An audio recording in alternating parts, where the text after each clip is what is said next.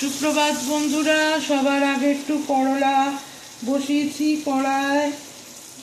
করলার মধ্যে সামান্য একটু লবণ দিলাম, দিয়ে করলাটা একটু ভাজি ভাজি করছি। এক পাশে করলা বসিয়েছি, কুমড়ো আলু করলা দিয়ে একটু ভাজি করব। আর এক পাশে দেখেন আমার তেল গরম হয়ে গেছে। আমি কপিস রুই মাছ, তাকে সুন্দর করে নুন হলুদ মাখিয়ে খাই 3 জন, কিন্তু আনে আমার কর্তা 4টে। আমার বোধন মাঝে মধ্যে এলে লাগে। আর যখন আমার বড় মেয়ে, ছোট মেয়ে, নাতি নাতনি সবাই বাড়ি থাকে, তখন পুরো ভরা বাড়িটা হই হই রই রই হতে থাকে, কি মজা লাগে। আর ওরা চলে গেলে এরকম প্রথম 2 দিন 3 দিন একদম যেন বেকার লাগে, তারপর আস্তে আস্তে সব ঠিক হয়ে যায়। যাই হোক, মাছটা ভাজা হচ্ছে।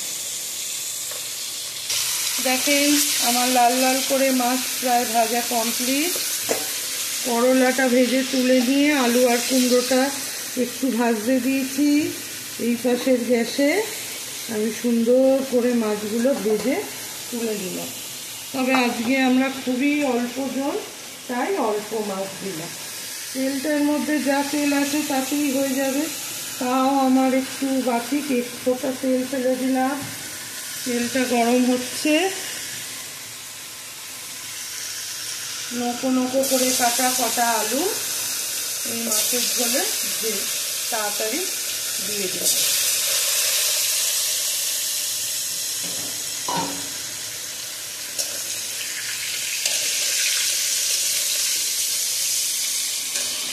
একটু ভাজা ভাজা করবো আলুটা বন্ধুরা, যতক্ষণ না একটু ভাজা ভাজা হয় একটু ভাজা ভাজা করব। পাশের কড়ায় কুমড়ো আর আলু ভাজি যেটা বসিয়েছি, ওইটাও একটু একসাথে ভাজা ভাজা করব। এইবারে মাছের ঝোলের আলুটায় অল্প আমি এখন একটু সামান্য হলদি দিলাম, এই হলদি না লবণ দিলাম। সকালবেলা তো সব ভুলভাল কথা হয়ে যায়। আর সকালবেলা উঠে রান্না করি, ভিডিও তো নিজে ঠিক মতো করতে পারি না, আমার ভাইয়া করে দেয়, ওই আর কি।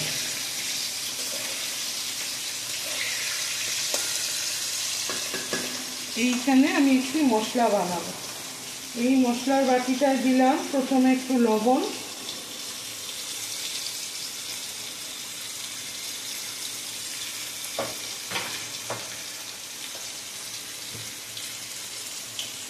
সামান্য একটু হলদি,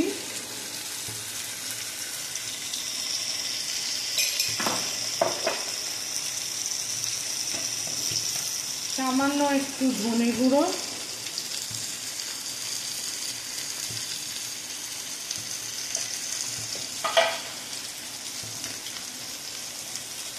সামান্য একটু জিরে গুঁড়ো,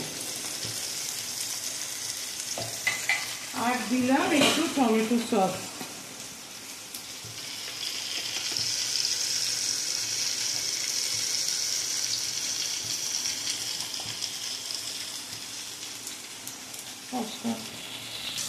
মশলাটা যে বানালাম, এই মশলাটাই একটু জল দিয়ে সামান্য গুলিয়ে নিয়ে আমি এবারে ঝোলটা দিয়ে দেবো। এটা হলো সকালবেলার শর্টকাট মাছের ঝোল। একটা জিনিস দিই একটু, সেটা হলো শুকনো লঙ্কার গুঁড়ো, তবে খুবই সামান্য, যেহেতু খুব একটা ঝাল আমরা খাই না। যে ঝাল খাবে তার জন্য কয়েকটা গোটা গোটা লঙ্কা ফেলে দেবো ঝোলে। এবারে আমি এই তরকারিটাকে ভালো করে মজাবো, যতক্ষণ না তরকারির থেকে আলু মশলা সবার থেকে তেল বেরিয়ে আসে, তারপর জল দেব। এই কুমড়ো আলু ভাজিটার মধ্যে অল্প এক ফোঁটা আমি হলদি ফেলে দিলাম,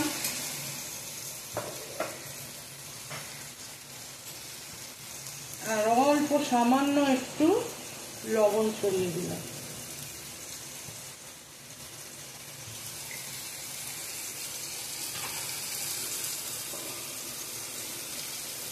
মাছের ঝোল কিন্তু আমার মোটামুটি কষা কষা হচ্ছে।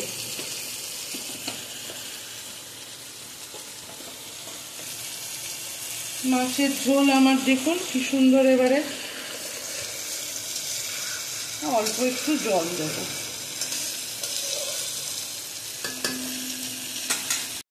ঝোলের খেটা পুরো একেবারে তেল ছেড়ে যাচ্ছে। এইবারে আমি সামান্য একটু জল, যেটা আমি অল্প রেখেছি, এই ঝোলটা আমি দিয়ে দেবো। যেহেতু আমার 4 পিস মাছ, আমার বেশি গ্রেভি লাগবে না, অল্প করে একটু জল দিলাম। এই পাশে করলা কুমড়ো এগুলো ভাজি ভাজি হচ্ছে।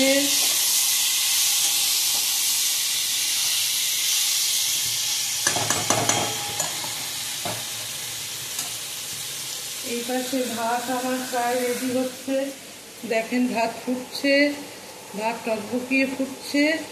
এবারে দেখা যাক কি করা যায়, আস্তে আস্তে করার চেষ্টা করি। এইভাবে কে কে করলা আলু কুমড়ো ভাজি খান আমাকে বলবেন।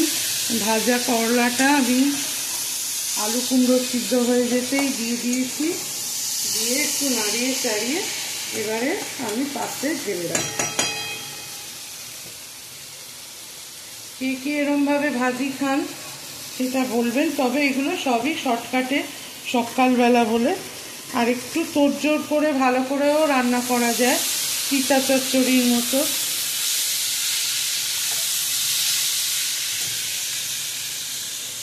ও 5:30-6টায় রান্না, তো এইটুকুই হয় আর কি বন্ধুরা।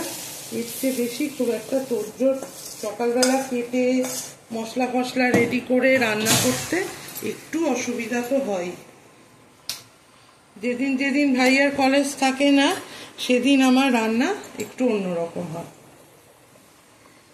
দেখেন ঝোল ফুটছে, এখন আমি 4 পিস মাছ ঝোলে দিয়ে দিলাম।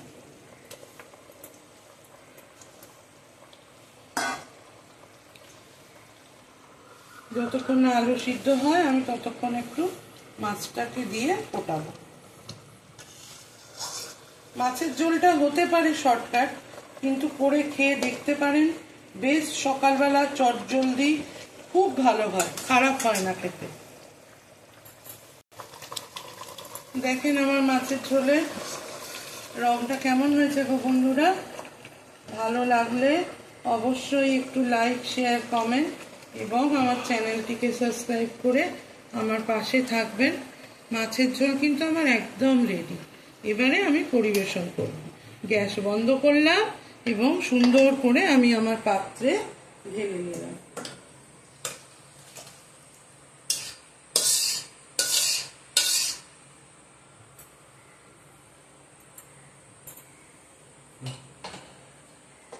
কেমন লাগলো আজকের মেনু দুটো? ভোর 5:30, এখন বাজে 6টা। মোটামুটি করলা আলু কুমড়ো ভাজি আর মাছের ঝোল আমি রেডি করে ফেলেছি। ভাত ওইদিকে আমার ফুটছে। ভাতটা নামালে মোটামুটি আমি নিশ্চিন্ত, আমার ছেলেটি এবারে খেয়ে দিয়ে আস্তে ধীরে স্নান করে বেরোতে পারে। যাই হোক, কার কিরম লাগছে আমার ভিডিওগুলো, আমি কিরম পাচ্ছি বা আপনাদের কিরম লাগছে, আপনারা প্লিজ আমাকে কমেন্ট করে জানাবেন। আর ওই যে যা বলা, যদি ভালো লাগে লাইক শেয়ার কমেন্ট আর আমার চ্যানেলটিকে সাবস্ক্রাইব করে একটু আমার পাশে থাকবেন। তাহলে আজকে যাই, আবার আসবো আরেকদিন।